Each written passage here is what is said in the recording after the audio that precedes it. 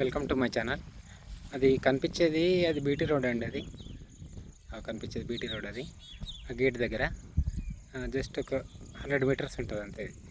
అక్కడ నుండి ఇక్కడ వరకు ఒక 100 మీటర్ డిస్టెన్స్. మనకు రాజీవ్ రహదారి నుంచి కూడా ఒక 1 కిలోమీటర్ డిస్టెన్స్ అండి. ఇది వచ్చేసి 1 ఎకర్ బిట్ అండి.